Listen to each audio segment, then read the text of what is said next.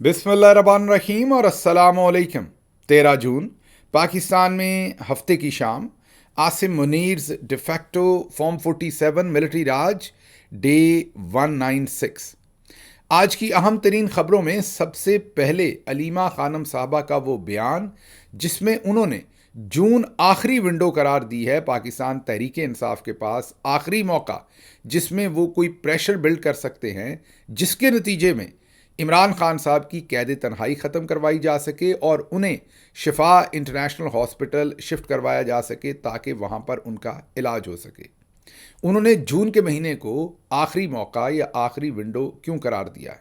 आपको याद होगा, पिछले कई दिन से आपके सामने रख रहा हूँ कि किस तरीके से पाकिस्तान के मिलिट्री जनरल्स, जिनकी अब ज़रूरतें बहुत ज़्यादा बढ़ गई हैं और जो मौजूदा उनको बजट मिल रहा है तकरीबन 4000 अरब का, वो पूरा नहीं हो रहा और वो 4000 अरब से उनकी ज़रूरतें पूरी नहीं हो रही, उन्हें मज़ीद पैसा चाहिए। 4000 अरब कैसे? 3000 अरब तो वाज़े तौर पर आपके सामने बजट के अंदर रखा गया और 700 अरब से कोई 1000 अरब की उनकी पेंशन्स और मुराद हैं जो सिविलियन खाते में डाली गई हैं। ये 4000 अरब जो है ये तो सीधा सीधा सामने सामने है।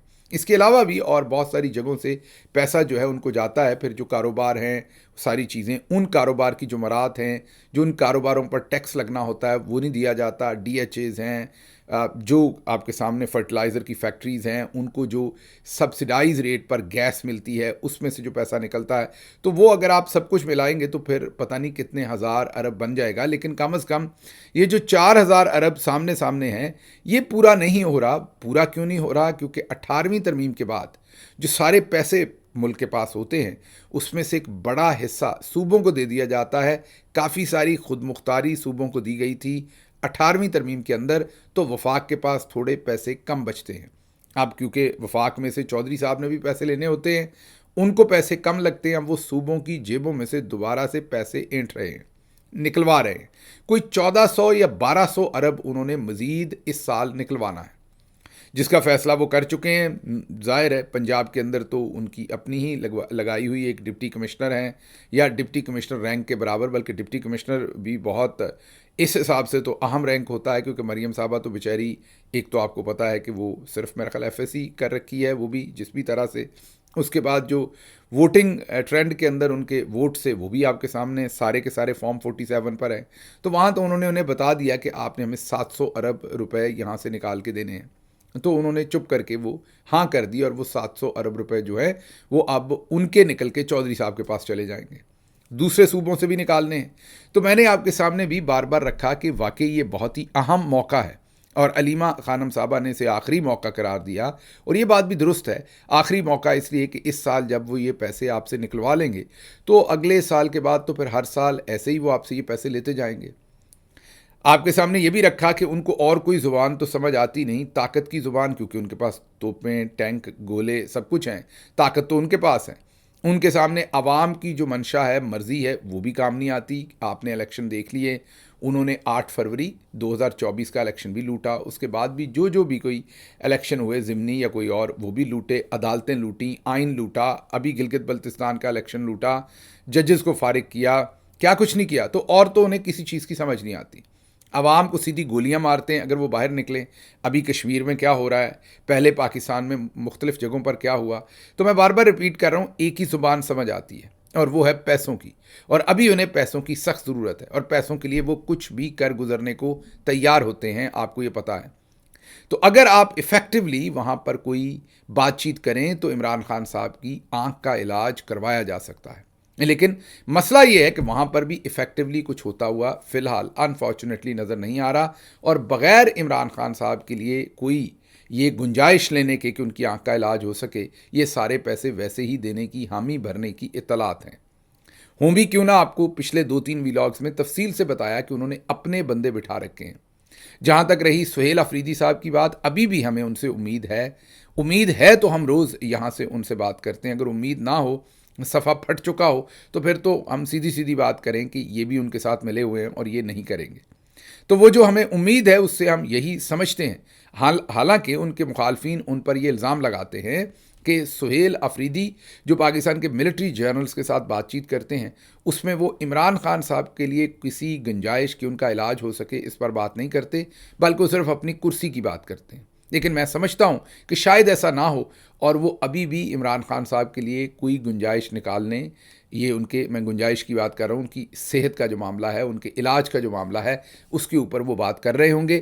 اور امید کرتے ہیں کہ آنے والے دنوں میں، کیونکہ ابھی ان کے ہاتھ میں جو طاقت ہے، یہ جو فائنانس کا بجٹ کا معاملہ ہے، اس میں سے وہ بہت کچھ نکال سکتے ہیں اگر وہ چاہیں تو، اگر وہ پراپر نیگوسیشن کریں. اب چلتے ہیں اگلی خبر کی طرف، اور وہ ہے P T I Khyber Pakhtunkhwa کی پارلیمانی پارٹی کا اجلاس. مطلب جو ایم پی ایز ہیں خیبر پختونخوا اسمبلی کے اندر، پاکستان تحریک انصاف کے، ان کا اجلاس.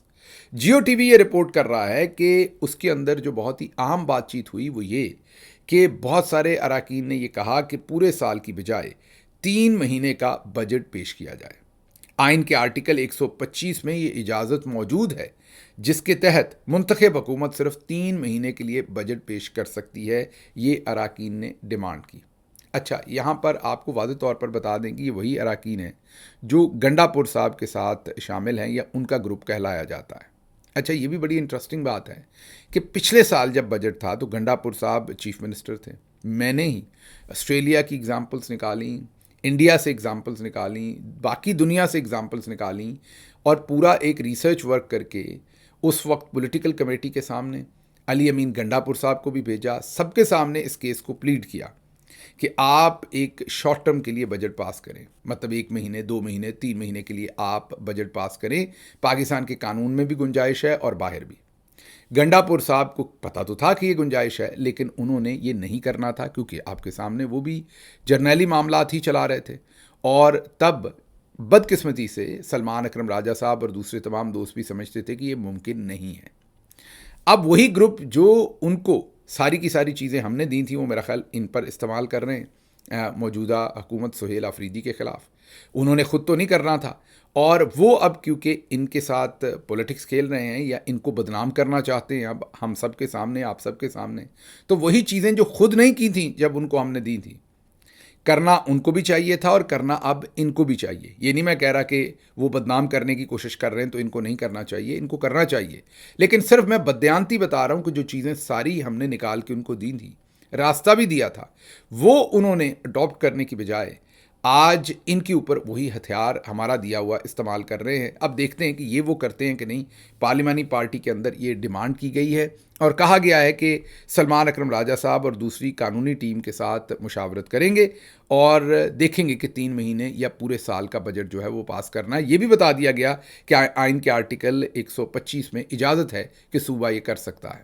پچھلے سال بھی آپ کو بتایا تھا کہ اجازت بھی ہے، اور پوری دنیا کے اندر سے جو ڈفرینٹ اگزامپلس تھیں جو اس سے پہلے پریسیڈنٹ تھے وہ آپ کے سامنے رکھے تھے کہ کس طریقے سے دنیا کی مختلف جگہوں میں، اور یہ بھی بتایا تھا کہ بجٹ پاس کئی جگہوں پر نہ بھی ہو تو معاملات کیسے چلتے ہیں. لیکن چلیں پاکستان میں کہتے ہیں اعتماد کا ووٹ لینا ہے، تو ابھی آپ نے اعتماد کا ووٹ لیا تھا نا، آپ چیف منسٹر بنے تھے، بعد میں بھی آپ کو مل جائے گا اعتماد کا ووٹ. جب تک عمران خان آپ کے ساتھ ہیں آپ کو اعتماد کا ووٹ ملتا رہے گا.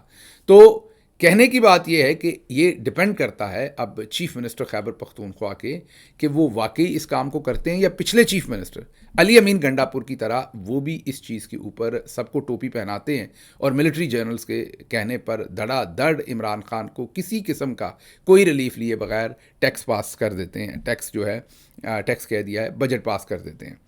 اچھا جی، برطانیہ کی جو پارلیمنٹ ہے اس کے اندر برطانوی ایک ممبر پارلیمنٹ نے ایک دفعہ پھر ایک قرارداد پیش کی ہے، اور وہ یہی کہ عمران خان صاحب کو کئی سالوں سے جیل میں ڈالا گیا، ان کے انسانی حقوق کی پامالی کی گئی ہے. برطانیہ پاکستان کی حکومت سے بات کرے اور اس پامالی کو روکے. لیکن یہاں پر آپ نے یاد رکھنا ہے کہ برطانیہ کا ہی وہ ادارہ ہے کامن ویلتھ جس کے تحت آبزرورز آئے تھے پاکستان کے اندر، جنہوں نے الیکشن ریگنگ کے اوپر پوری رپورٹ بنائی تھی، اور کامن ویلتھ نے وہ رپورٹ چھپا لی تھی. وہ 2-2.5 سال تقریباً وہ رپورٹ جو ہے وہ چھپائی گئی. اس کے بعد ڈراپ سائٹ نے وہ رپورٹ جاری کی، اور پھر جا کر کامن ویلتھ کو مجبوراً اس رپورٹ کو جاری کرنا پڑا جب ڈراپ سائٹ سے وہ لیک ہو گئی. تو اس سے یہ یاد رکھیے کہ ان ممالک کے اندر قراردادیں تو آتی ہیں، لیکن ان کا جو لارجر آبجیکٹو اور انٹرسٹ ہے وہ انفارچونیٹلی اس وقت تو یہی لگتا ہے کہ عمران خان کو جیل کے اندر ہی رکھا جائے. آگے بڑھتے ہیں. وزیر اعلیٰ خیبر پختونخوا محمد سہیل افریدی کی زیر صدارت پختونخوا ہاؤس اسلام آباد میں رات گئے تک پارلیمانی پارٹی کا اجلاس. وفاق کے خلاف بھرپور سیاسی قانونی حکمت عملی اختیار کرنے کا فیصلہ. پرامن احتجاج کرنے والے عوامی نمائندوں پر بدترین لاٹھی چارج جمہوری اقدار پر حملہ اور ریاستی جبر کی بدترین مثال ہے، یہ پارلیمانی پارٹی نے کہا ہے. اس کے ساتھ ہی ساتھ اب سے تھوڑی دیر پہلے شاہد خٹک صاحب کا ایک بیان سامنے آیا جس میں انہوں نے کہا کہ اس بار سرپلس بجٹ نہیں رکھا جائے گا، جو پچھلے کئی سالوں سے مطلب 2 سالوں سے کم از کم علی امین گنڈا پور رکھتے رہے، اور وہ آکسیجن ہے جو پاکستانی ملٹری جنرلز کو دیتے رہے تاکہ وہ عمران خان اور دوسرے پاکستانیوں پر ظلم کرتے رہیں. اب شاہد خٹک نے یہ کہا ہے کہ ہم نے فیصلہ کر دیا ہے کہ نہ سرپلس بجٹ رکھنا ہے اور نہ ہی جب تک عمران خان صاحب سے ملاقات کروائی گئی کسی قسم کے پیسے دینے کا، یہ جو اب ملٹری جنرلز پیسہ نکالنا چاہتے ہیں اس کو دینے کا ہم نے کوئی فیصلہ کیا ہے. چلیں اب یہ بات ریکارڈ پر آ گئی. آج کی تاریخ میں 13 جون ہے. شاہد خٹک صاحب کا بیان رکھ لیں، اس سے 2 چیزیں واضح ہوتی ہیں. نمبر 1، شاہد خٹک جو کہ بہت قریب بھی ہیں سہیل افریدی صاحب کے، یہ چیز انہوں نے باور کروا دی سب کو کہ ان کو اس بات کا ادراک ہے کہ یہ اہم چیز ہے اور ہم یہ نہیں کرنے جا رہے. انہوں نے اب یہ وعدہ کر لیا ہے کہ سرپلس بجٹ وہ نہیں دیں گے. اس پر ان کی تحسین کرنی چاہیے سہیل افریدی صاحب کی، ہم کرتے ہیں. اور اب یہ بات ریکارڈ پر بھی آ گئی کہ 13 جون کو شاہد خٹک نے یہ اعلان کر دیا ہے کہ سرپلس بجٹ ہم نہیں دیں گے اور یہ جو پیسہ ملٹری جنرلز مانگ رہے ہیں یہ بھی ہم نہیں دیں گے.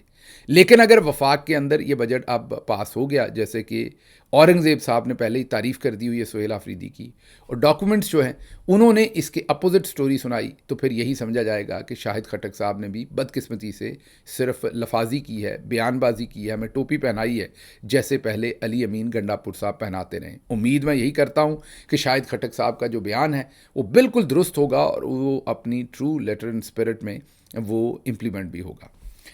آگے چلتے ہیں جی. آگے شہباز شریف صاحب نے آج ایک اسپیچ کی پارلیمنٹ کے اندر، ظاہر ہے بجٹ کے موقع پر، جس میں انہوں نے کہا کہ محمود خان اچکزئی مجھے گھور گھور کر دیکھ رہے ہیں لیکن میرے دل میں ان کا بہت احترام ہے. میں کہتا ہوں آئیں مل کر بیٹھیں اور بات چیت کریں اور مساق جمہوریت کریں.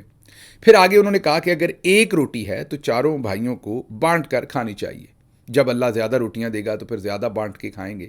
آپ کو شہباز شریف کا آج کا بیان سنواتے ہیں، پھر آپ کو بیان سنوائیں گے کہ جب وہ اپوزیشن میں تھے اور جنرل باجوہ کے ساتھ ڈیل کر رہے تھے ان دنوں مہنگائی سے وہ کتنے ستائے ہوئے تھے، ان کے سینے میں آپ کا کتنا درد تھا. بالکل ایسے ہی جیسے آئین کا آرٹیکل 125 آج علی امین گنڈا پور اور ان کے گروپ کے ایم پی ایز کو پتہ ہے، لیکن جب علی امین گنڈا پور خود چیف منسٹر تھے اور ہم نے انہیں یہ سب کچھ بتایا تھا اس وقت ان کو اس کی سمجھ نہیں آتی تھی، آج آتی ہے. اسی طرح سے بالکل شہباز شریف آج کیا کہتے ہیں، پہلے کیا کہتے تھے، سنیے. اگر 4 بھائی ہیں تو چاروں کو، اگر ایک روٹی ہے تو چاروں ایک روٹی کو بانٹ کے کھائیں گے. اگر جب اللہ تعالیٰ سب کو ایک ایک 2 روٹیاں دیں گے وہ سب اس کو مل کر کھائیں گے اور خوشی سے وہ دعا کریں گے اور اس کنبے کو اور آگے بڑھائیں گے.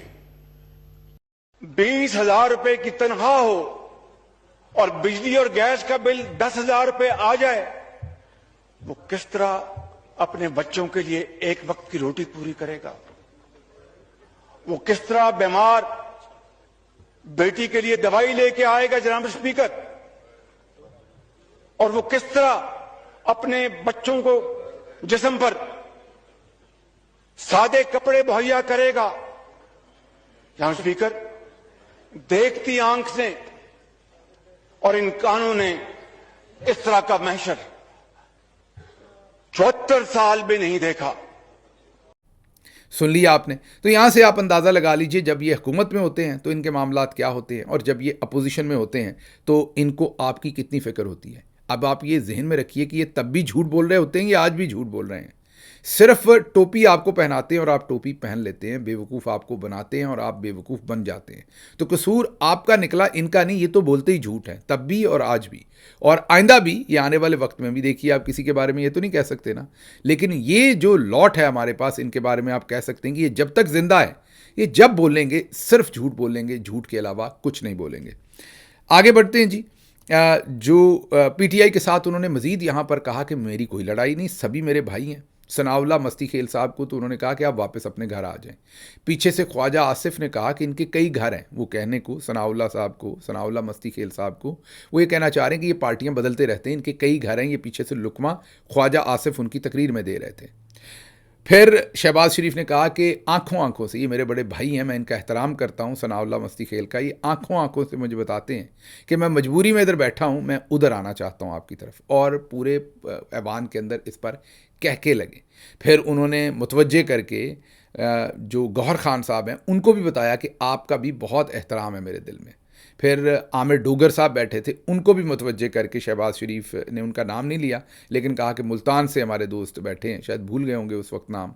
انہوں نے ان کو متوجہ کر کے بھی کہا کہ آپ کا بھی بہت زیادہ احترام ہے میرے دل میں.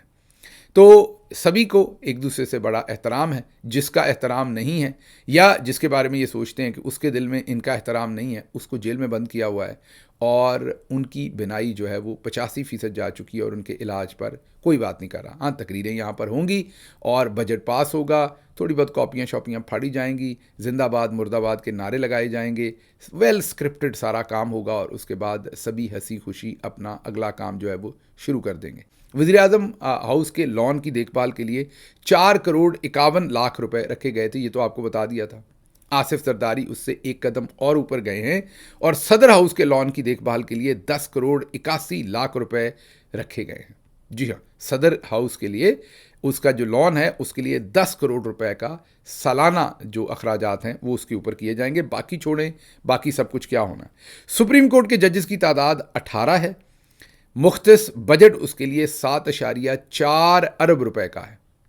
آئینی عدالت جو وفاقی آئینی عدالت بنائی ہے, جرنیلی عدالت آپ اسے کہہ سکتے ہیں یا عاصم عدالت کہہ سکتے ہیں, اس میں ججز کی تعداد غالباً 7 ہے اور اس کا جو بجٹ ہے وہ 6 ارب ہے. جہاں پر ججز کی تعداد 18 ہے وہاں پر بجٹ 7.4 ارب, جہاں پر ججز کی تعداد 7 ہے وہاں پر بجٹ 6 ارب روپے. تو تھوڑا سا 1 ارب اور ہی کر دیتے, ہر جج کے لیے 1 ارب رکھ دیتے. لیکن یہاں پر یہ بڑی امپورٹنٹ بات ہے کہ آئینی عدالت کی اپنی کوئی عمارت نہیں ہے. آئینی عدالت کی اس وقت اپنی کوئی عمارت موجود نہیں ہے, لیکن 1.24 ارب روپے اس کی مرمت اور دیکھ بھال کے لیے بھی جاری کر دیے گئے ہیں. اچھا جی, اب آگے آپ کو بتائیں گے ٹیکس سے کون کون سی چیزیں مہنگی ہونی ہیں. روزنامہ جھنگ نے یہ رپورٹ کیا ہے کہ جی ایس ٹی کے نفاذ سے دودھ, ڈیری مصنوعات جس میں سب کچھ ہے, کریم, دہی, سب کچھ, مٹھائیاں, جیم, جیلی, کیچپ, مسالہ جات, خوردنی تیل, گھی, کراکری, ہیئر آئل, شیمپو, جوتے, perfume, body spray, bakery item, bakery سے آپ بریڈ وغیرہ جو بھی لیتے ہیں, پلاسٹک کی گھریلو اشیاء, sanitary item, bath room fittings, sanitary where, wash room کے لوازمات, ٹوتھ پیسٹ, سب کچھ.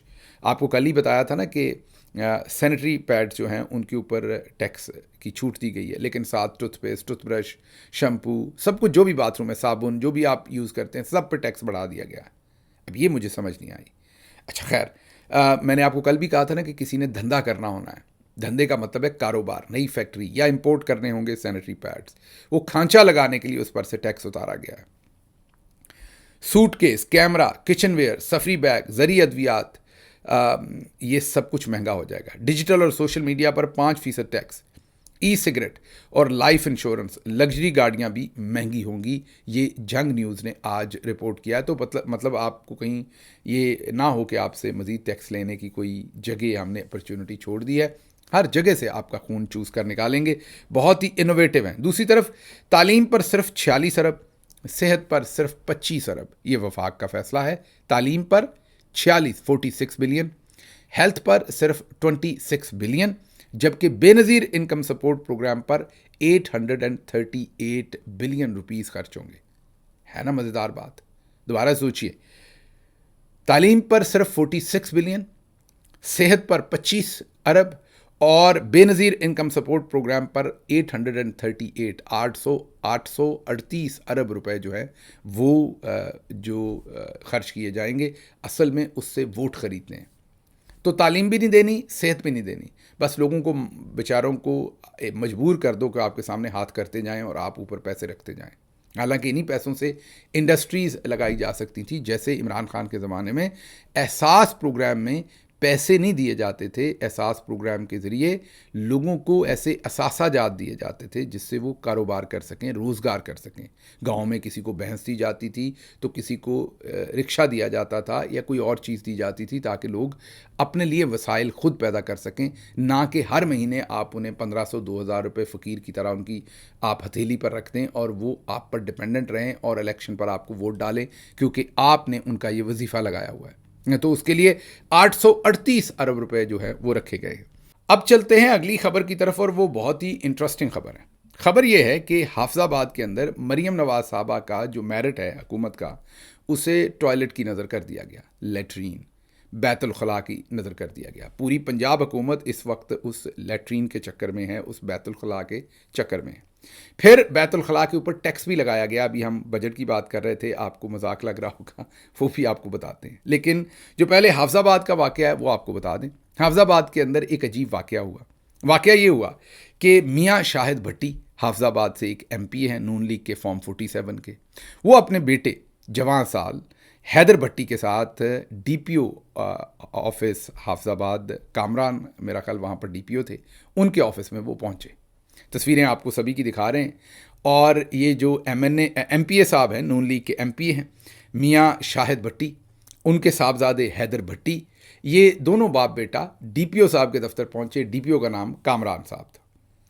ڈی پی او صاحب غالباً آفس میں نہیں تھے یا بیٹھے ہوئے تھے، اور ان کی موجودگی میں جو ان کے بیٹے تھے حیدر بھٹی، انہوں نے ڈی پی او کے جو آفس کے اندر ان کا پرسنل باتھ روم ہے، جیسے آپ کسی ڈاکٹر کے پاس جائیں گے تو اس کے کلینک کا جو اس کا آفس ہوگا، ایک تو باہر لوگوں کے استعمال کے لیے، پیشنٹس کے استعمال کے لیے باتھ روم ہوگا، ایک ڈاکٹر کا پرسنل باتھ روم ہوگا. ایسے ہی کسی بھی وکلا کے پاس جائیں کسی جگہ پر بھی تو ہر شخص کا ایک پرسنل باتھ روم ہے، اور ایک باہر جو انہوں نے اپنے کسٹمرز کے لیے یا وزٹرز کے لیے یا جو پیشنٹس کے لیے جو بھی آپ نے کہنا ہے وہ باتھ روم ہے. تو ڈی پی او کے بھی آفس کے باہر ظاہر ہے باتھ روم تھا، اور ایک ڈی پی او کے کمرے کے اندر ڈی پی او کا پرسنل باتھ روم تھا. تو یہ جو حیدر بھٹی تھے، انہوں نے بغیر ان سے پوچھے، اجازت لیے، بات کیے، اٹھ کے باتھ روم میں چلے گئے. ڈی پی او نے اس کے اوپر اعتراض اٹھایا کہ آپ میری اجازت کے بغیر میرے پرسنل باتھ روم میں کیوں گئے ہیں. بات بنتی بھی ہے، باتھ روم کے اندر ظاہر ہے کوئی بندے کی پرائیویٹ کپڑے ہو سکتے ہیں، کوئی اور چیز ہو سکتی ہے، ہو نوز. تو اس لیے آپ پوچھ تو لیں پہلے. اس پر حیدر بھٹی کی جو صاحبزادے ہیں میاں شاہد بھٹی جو ایم پی ہیں، وہ بھی وہاں پر موجود تھے. ان کی ڈی پی او کے ساتھ تو میں ہو گئی. بات جو ہے وہ کافی زیادہ لڑائی تک پہنچ گئی وہاں پر، یا تکرار پر پہنچ گئی، جس پر ڈی پی او نے انہیں کہا کہ گیٹ آؤٹ، میرے آفس سے دفع ہو جائیں آپ، اور انہیں وہاں سے بھیج دیا. اچھا، یہ گیٹ آؤٹ وغیرہ ڈی پی او نہ کہتے تو بہتر تھا، لیکن بہرحال انہوں نے کہہ دیا. وہاں سے اب نکل کے تو انہوں نے رابطہ کیا. جو ہماری اطلاعات یہ ہیں کہ ڈنٹونک اور ان کے جو اعظم نذیر تارڑ صاحب ہیں، ڈنٹونک صاحب ہیں، سائرہ افضل تارڑ صاحبہ ہیں، یہ تارڑ فیملی جو مرحوم رفیق تارڑ کی باقیات ہے اس سارے علاقے کے اندر، جو پہلے نواز شریف صاحب کے ساتھ رہے ہیں. یاد ہوگا ایک جج تھے اور بعد میں صدر بنائے گئے تھے. اس خاندان سے رابطہ کیا کیونکہ میاں شاہد بھٹی انہی کی پراکسی ہیں آگے سے کہ جی ساڈی تے بڑی بےزتی کیتی ہے. پنجابی چ دسیا ہے کہ ساڈی بڑی بےزتی کیتی ہے، سانوں تے لٹرین چو کٹ دیتا ہے ڈی پی او صاحب نے، سانوں تے لٹرین نہیں جان دیتا. اے کامران جڑا ڈی پی او، ساڈی عزت ہن تد رہندی ہے، ہماری عزت تب تک بحال نہیں ہوتی جب تک اس ڈی پی او کو یہاں سے نہ ہٹایا جائے، نیا ڈی پی او لگایا جائے اور ہمارا بیٹا وہاں جائے گا اور باتھ روم استعمال کرے گا. جی ہاں، یہ خواہش کا اظہار کیا. اور یہ سائرہ افضل تارڑ اور عطا تارڑ نے مریم نواز سے بات کی کہ اس ڈی پی او کو جب تک تبدیل نہیں کیا جاتا تب تک، اور یہ جو حیدر بھٹی ہیں دوبارہ باتھ روم جا کے اسی ڈی پی او کے کمرے میں وہی باتھ روم استعمال نہیں کرتے تو ہماری عزت نہیں بچتی. عزت اب باتھ روم اور لیٹرین پر آ گئی. ایم پی اے صاحب کی اور بیٹے کی اور نون لیگ کی، بلکہ مریم نواز کی پوری حکومت اب اگر تو بیت الخلاء استعمال کر سکے گی تو عزت بچے گی، ورنہ نہیں. ورنہ وہ والی عزت جو ہے وہ ڈی پی او کامران نے لوٹ لی. اس کے اوپر زور لگنا شروع ہو گیا. پتہ چلا کہ ڈی پی او صاحب کے پیچھے بھی کوئی بڑی شخصیت تھی جو ان کا تبادلہ نہیں ہونے دے رہی تھی. تو یہ میچ پڑ گیا. مریم صاحبہ کے لیے مصیبت بن گئی یہ لیٹرین، یہ بیت الخلاء، یہ باتھ روم، یہ ٹوائلٹ ان کے لیے مصیبت بن گئی. اور آپ ایسا ہی سمجھیں کہ مریم صاحبہ کو اس ٹوائلٹ کے اندر بند کر دیا کئی دن. کسی نے بند کر دیا کا مطلب کہ کھینچا تانی ہوتی رہی، ایک طرف تارڑ خاندان اور دوسری طرف ایک اور خاندان. اچھا، اب آخر کار پھر میں نے آپ کو بتایا کہ پوری دنیا میں ایک چیز تو ہے نا، جب وہ ہو تو کچھ نہیں رکتا، باتھ روم کے لیے تو نہیں رکا جا سکتا. تو اب حیدر کو تو باتھ روم کرنا تھا، اور باتھ روم بھی لیٹرین بھی ڈی پی او کی استعمال کرنی تھی، عزت تبھی بچنی تھی. آخر کار مریم نواز نے اپنا سارا، وہ جو پچھلے دنوں کہہ رہی تھی کہ میں سارے فیصلے میرٹ پر کرتی ہوں، اس کے علاوہ کچھ نہیں کرتی، وہ انہوں نے آخر کار سارا کام جو ہے وہ ٹوائلٹ میں بہا دیا. مطلب پورا مریم نواز کی جو گورننس کا جھوٹا بیانیہ تھا وہ اس ٹوائلٹ کے اندر بہہ گیا.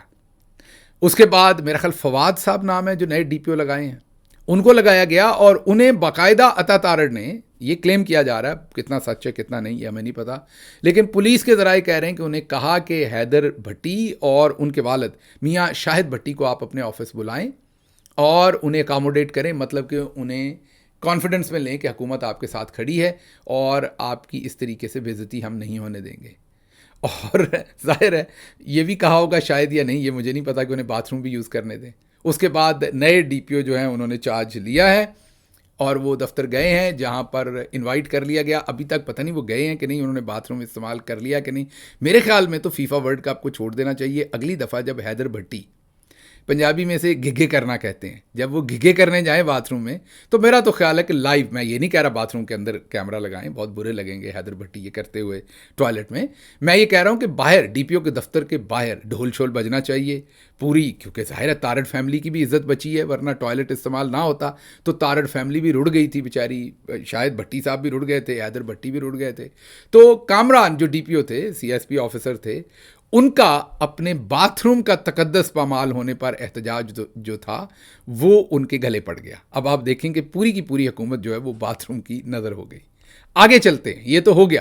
اب فواد صاحب جو نئے ڈی پی او آئے، میں امید کرتا ہوں کہ وہ بھٹی صاحب کے بیٹے کو باتھ روم استعمال کرنے دیں گے، اور دوسرے بھی جس جگہ پر ڈی پی اوز لگے ہوئے ہیں، میرا مشورہ ان کو یہی ہے کہ اگر کوئی آپ کی پرائیویٹ کوئی چیز پڑی ہوئی ہے باتھ روم میں، یا آپ کو پرائیویٹ اپنا باتھ روم استعمال کرنا ہے، تو پھر یا تو ایک اور باتھ روم بنوا لیں کہیں چھپا کے، اور اگر موجودہ ہے اور آپ چاہتے ہیں کہ آپ کا تبادلہ نہ ہو، تو جو بھی نون لیگ کا M N A M P آئے اس کو پہلے پوچھ لیں کہ سر باتھ روم تو نہیں جانا، اور اگر انہوں نے جانا ہے تو لوٹے شوٹے میں پانی ڈال کے ان کو دیں اندر، تاکہ وہ باتھ روم کو استعمال کر سکیں. پرانے زمانے میں آپ نے دیکھا ہوگا کہ ہاتھ دھلوانے کے لیے بھی ایک کوئی خادم ہوتا تھا، اس نے ٹاول کندھے پہ رکھا ہوتا تھا. تو میرے خیال میں تمام ڈی پی اوز جو ہے، ایک ٹاول تو اکثر آپ نے پاکستانی بابوؤں کی پیچھے کرسی پہ دیکھا ہوا ہے، وہ کرسی کے پیچھے ٹاول ڈالا ہوتا ہے. اب میرے خیال میں ایک ایک کندھے پر بھی ڈال لینا چاہیے. اچھا، وہ آج تک مجھے سمجھ نہیں آئی کہ باتھ روم کے اندر ٹاول ہونا چاہیے. وہ میرا خیال وہ بھی بیچارے ڈرتے ہی کرسی کے پیچھے ڈالتے ہیں کہ وہ باتھ روم میں جائے گا تو میرا ٹاول یوز کر لے گا، اتنے کوئی ایک مصیبت ہے. بہرحال اب جیسے ایک کرسی پر ٹاول لٹکایا ہوتا ہے نا پیچھے بیک پہ، اسی طرح ایک کندھے پہ بھی لٹکا لیں سارے ڈی پی اوز، سارے آر پی اوز، تاکہ جو ایم پی ایم این اے آئے اس کے، اور صابن ساتھ رکھیں، اس کے ہاتھ دھلوائیں باتھ روم کے بعد، اور تولیہ بھی پیش کریں. تو اس طرح یہ میرٹ بچے گا. آگے آپ کو بتاتے ہیں ٹوائلٹ ٹیکس لگ گیا ہے جی پاکستان کے اندر. ہاں جی، آپ کو پھر لگ رہا ہوگا مذاق کر رہے ہیں. اسد اللہ صاحب کی سٹوری ہے، وہ کہہ رہے ہیں کہ گورنمنٹ آف پنجاب نے فی باتھ روم 2500 روپے ماہانہ ٹیکس لگایا ہے. کتنا؟ 2500 روپے. پاکستان کے اندر 7.5 کروڑ لوگ ایسے ہیں جو 8500 روپے کماتے ہیں، 8500 روپے کماتے ہیں، جسے پورا خاندان رن کرنا ہے. اور یہ حکومت کہتی ہے کہ وہ غربت کی لکیر سے اوپر ہیں، جو ان سے نیچے کماتے ہیں وہ غربت کی لکیر سے نیچے ہیں. لیکن ذرا غور کیجئے، یہاں پر ان کی بے حیائی غور کیجئے کہ 2500 روپے فی باتھ روم کے اوپر ٹیکس لگایا. اور وہ کہتے ہیں رحیم یار خان میں ایک نوٹس بھی بھیج دیا ہے ایک ہاسپٹل کو. اچھا، آپ نے یہ ذرا ذہن میں رکھنا ہے، میرا خیال گھروں کے باتھ روم پر ابھی ٹیکس نہیں لگایا. آپ گھر میں جو مرضی کر سکتے ہیں، باتھ روم میں جتنا دل کرے باتھ روم استعمال کر سکتے ہیں. کمرشل جتنے بھی باتھ روم ہیں، مثلا ریسٹورنٹس ہیں، ہوٹلس ہیں، ہاسپٹلس ہیں، فارمیسیز ہیں، جو بھی چیز گھر کے علاوہ جو بھی چیز ہے، جہاں جہاں باتھ روم بنے ہوئے، بس سٹینڈز ہیں، ہر جگہ پر وہ کہتے ہیں آپ نے ہمارا سوئچ کا سسٹم استعمال کرنا ہے. 2500 روپے فی باتھ روم. اگر 10 باتھ روم ہے کسی ہاسپٹل میں تو وہ 25,000 روپیہ ہر مہینے باتھ روم ٹیکس دیں گے. تو میں نے آپ کو، گوبر ٹیکس تو تھا، بھینسوں کے باتھ روم پہ لگا تھا. آپ سارے تب بڑا ہنس رہے تھے کہ گجر صرف مصیبت میں پڑے ہیں، یا جٹ پڑے ہیں، یا راجپوت پڑے ہیں، جن کے پاس ان سبھی جو ایگریرین علاقوں کے اندر جتنی بھی قومیں ہیں، وہ ظاہر ہے ان کے پاس گائے بھینسیں بکریاں ہوتی ہیں، تو سارے خوش ہو رہے تھے یہ ٹیکس ان پہ لگا ہے. اب تو آپ لوگ بھی، اب مجھے لگتا ہے ہر دفتر میں وہ وہاں بندہ بٹھا دیں گے، پیسے لیا کریں گے آپ سے. جب انہوں نے 2500 روپے ٹیکس دینا ہے تو آپ سے ہی لیں گے نا. تو اب آپ باتھ روم کریں گے ہاسپٹل میں کہیں پہ بھی تو آپ سے پیسے لیے جائیں گے. اب سوچیں، پہلے غریب بندہ گھر سے نکلتا تھا اور واپس گھر جا کے ہی کھانا کھاتا تھا کیونکہ اسے لگتا تھا باہر پیسے آئیں. اب آپ ذرا اپنی حالت سوچیے کہ گھر سے نکلے ہیں اور آپ نے اپنا سسو روک لیا ہے کہ واپس گھر جا کے ہی کرنا ہے کیونکہ پیسے دینے پڑنے ہیں. یہ لوگ آپ کی ہر چیز بند کر دیں گے، میں نے آپ کو بتایا تھا. لیکن چلیں دیکھتے ہیں کب تک چلتا ہے. مجھے یہاں سے اجازت دیجیے. اللہ آپ کا حامی و ناصر ہو. پاکستان زندہ باد.